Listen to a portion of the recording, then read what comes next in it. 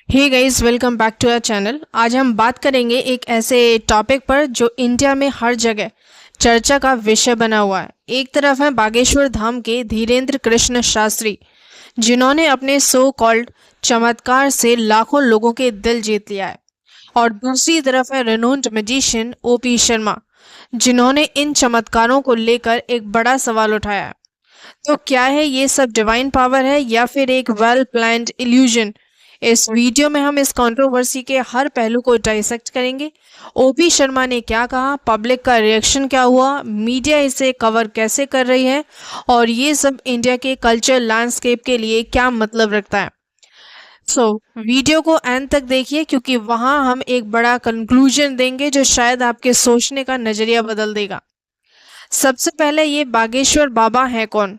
इनका असली नाम है धीरेन्द्र कृष्ण शास्त्री, और ये मध्य प्रदेश के छतरपुर डिस्ट्रिक्ट में बागेश्वर धाम टेम्पल के चीफ प्रीस्ट हैं। 26 साल की उम्र में उन्होंने अपने आप को एक ऐसा स्पिरिचुअल लीडर बना दिया जिसके पीछे लाख बल्कि करोड़ लोग हैं।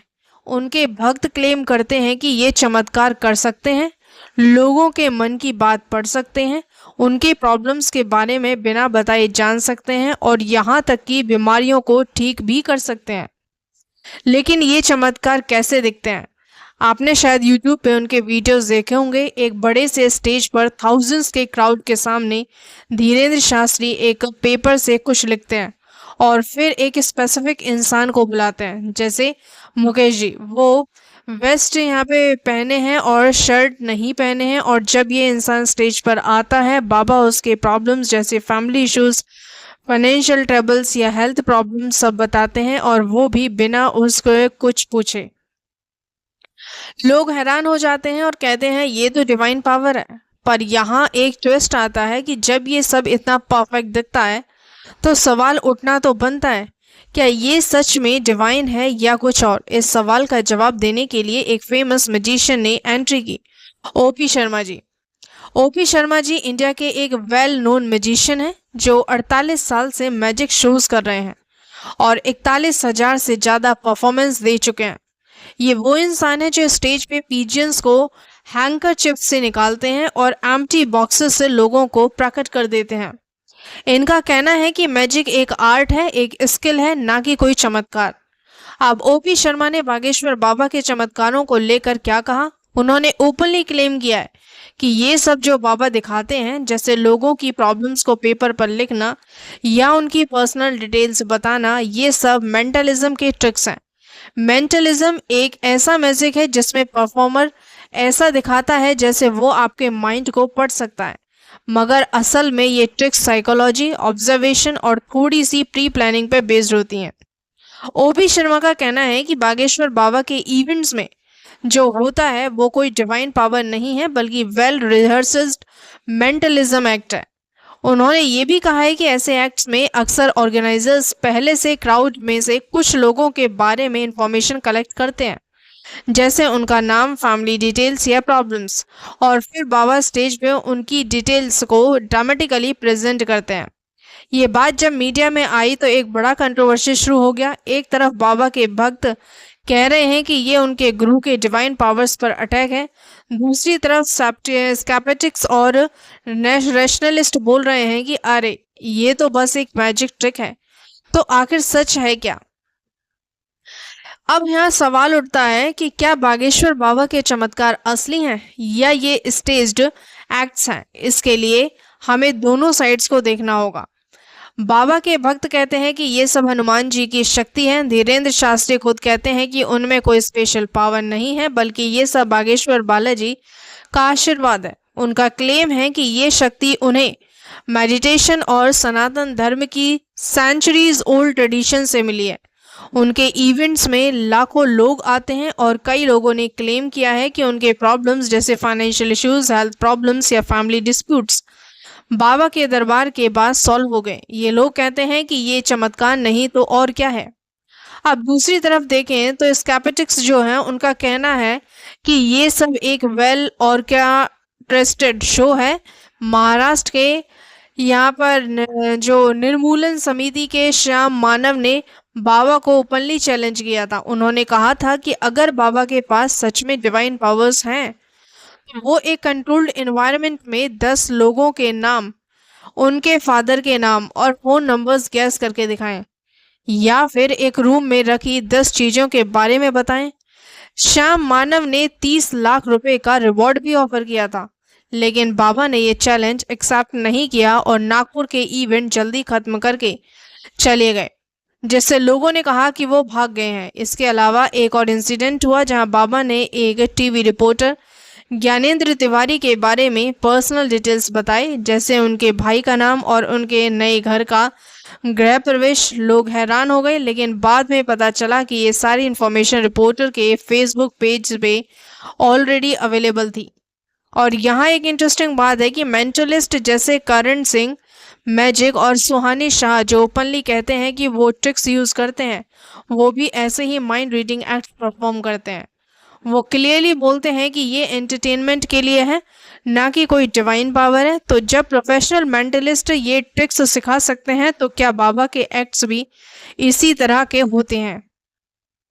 अब एक मिडिल ग्राउंड भी है, जो हो सकता है कि बाबा के इवेंट्स में कुछ जेन्युइन बिलीफ और स्पिरिचुअल गाइडेंस हो, लेकिन उसके साथ ही कुछ ट्रिक्स भी यूज होते हैं। इंडिया में स्पिरिचुअलिटी और सुपरस्टिशन के बीच एक थिन लाइन है। लोग अक्सर अपने प्रॉब्लम्स का सलूशन ढूंढने के लिए बाबा के पास जाते हैं, क्योंकि मेंटल हेल्थ सपोर्ट या काउंसलिंग का कल्चर यहाँ उतना डेवलप्ड नहीं है।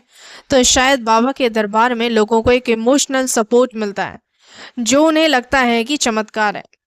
बात करते हैं पब्लिक रिएक्शन और मीडिया के कवरेज की। तो जब ओपी शर्मा ने ये क्लेम किया तो सोशल मीडिया पर एक बड़ा हंगामा शुरू हो गया। एक तरफ बाबा के भक्त उनके डिफेंस में आ गए। उन्होंने कहा कि ये सनातन धर्म पर अटैक है और ओपी शर्मा जैसे लोग बाबा के डिवाइन पावर्स को डिस्क्रेडिट कर रहे हैं। ट्विटर पर हैशटैग जैसे हैशटैग बागेश्वर धाम और हैशटैग सनातन धर्म ट्रेंड करने लगा। एक बीजेपी लीडर कपिल मिश्रा ने भी बाबा का सपोर्ट किया और कहा कि उन्हें टारगेट किया जा रहा है क्योंकि वो रिलीजियस कॉन्वर्जेशंस के खिलाफ बोलते हैं। दूसरी तरफ रैशनलिस्ट और स्केप्टिक्स ने भी बाबा के एक्ट्स को ढोंगी और सुपरस्टिशन का नाम दिया। रेडिट पे एक थ्रेड में लोगों ने डिस्कस किया कि ये सब स्टेज्ड है और मीडिया इसे सेंसेशनलाइज करके टीआरपी कमा रही है। एक यूजर ने लिखा, ये सब स्क्रिप्टेड है। बाबा के आंसर्स इतने जेनरिक होते हैं कि कोई भी उन्हें फिट हो सकता है। और मीडिया, अरे भाई, हिंदी न्यूज चैनल तो इस कंट्रोवर्सी में पूरी तरह लपक गए। उन्होंने बाबा के दिव्य दरबार को लाइव टेलीकास्ट किया, डिबेट्स ऑर्गेनाइज किए और हर छोटी बात को ब्रेकिंग न्यूज बना दिया। लेकिन ये भी सच है कि मीडिया ने दोनों साइड्स को कवर किया। कुछ चैनल्स ने बाबा के चमत्कारों को प्रमोट किया, जबकि कुछ ने उनके एक्ट्स को क्वेश्चन किया। ये सब देखकर एक बात तो क्लियर बनती है कि बागेश्वर बाबा एक पोलराइजिंग फिगर है। लोग उन्हें या तो भगवान का यहाँ पे रूप मान सकते हैं या फिर एक फ्रॉड। और ये पोलराइजेशन इंडिया के कल्चर लैंडस्केप को कैसे अफेक्ट कर रहा है, चले इसे देखते हैं। इंडिया एक ऐसा देश है जहाँ स्पिरिचुअलिटी और सुपरस्टिशन दोनों साथ साथ चलते हैं। हमारे यहाँ बाबा, गुरु और संत का एक ऐसा लंबा इतिहास रहा है, कुछ जेन्युइन तो कुछ कंट्रोवर्शियल। बागेश्वर बाबा जैसे फिगर्स इस ट्रेडिशन का एक मॉडर्न वर्जन है जो सोशल मीडिया और टीवी के जरिए अपना इन्फ्लुएंस बढ़ा रहे हैं। लेकिन ये इन्फ्लुएंस कितना पॉजिटिव है और कितना negative, let's break it down. बाबा के इवेंट्स लोगों को होप देते हैं। इंडिया में मेंटल हेल्थ रिसोर्सेज की कमी है और ऐसे में लोग अपनी प्रॉब्लम्स का सोल्यूशन बाबा के पास ढूंढते हैं। बाबा के सपोर्टर्स कहते हैं कि वो सनातन धर्म को प्रमोट कर रहे हैं और घर वापसी जैसे प्रोग्राम्स के जरिए हिंदू आइडेंटिटी को स्ट्रेंथन कर रहे हैं। उनके इवेंट्स में लोग एक साथ आते हैं जो एक सेंस ऑफ कम्युनिटी क्रिएट करते हैं। जबकि कहीं दूसरी तरफ देखें तो क्रिटिक्स का कहना है कि बाबा के एक्ट्स लोगों में अंधविश्वास को बढ़ावा देते हैं। लोग साइंस और लॉजिक के बजाय मिरेकल्स पर भरोसा करने लगे हैं। बाबा के कंट्रोवर्शियल स्टेटमेंट्स जैसे रिलीजियस कन्वर्जन्स के खिलाफ बोलना, सोसाइटी में डिविजन्स क्रिएट करना, जब लोग ब्लाइंडली किसी पर भरोसा करते हैं तो फाइनेंशियल या इमोशनल एक्सप्लॉयटेशन का खतरा भी बढ़ जाता है। ये सब देखकर तो एक बड़ा सवाल उठता है, क्या हम स्पिरिचुअलिटी और सुपरस्टिशन के बीच का डिफरेंस भूल रहे हैं? और जब एक मैजिशियन जैसे ओपी शर्मा ये बोलते हैं कि ये सब ट्रिक्स हैं, तो क्या हमें उसकी बात सुननी चाहिए या फिर वेद के सामने सब सवाल इररिलेवेंट हो जाते हैं? अब कंक्लूजन का टाइम है और बताते हैं बागेश्वर बाबा के चमत्कार डिवाइन है या इल्यूजन।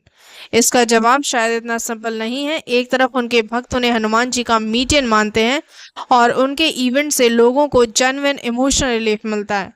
दूसरी तरफ देखें तो जो यहाँ पे स्कैप्टिक्स हैं जैसे कि ओपी शर्मा और श्याम मानव के आर्ग्यूमेंट्स भी कमजोर नहीं है। उनका कहना है कि ये सब मेंटलिज्म ट्रिक्स और प्री प्लानिंग का रिजल्ट है।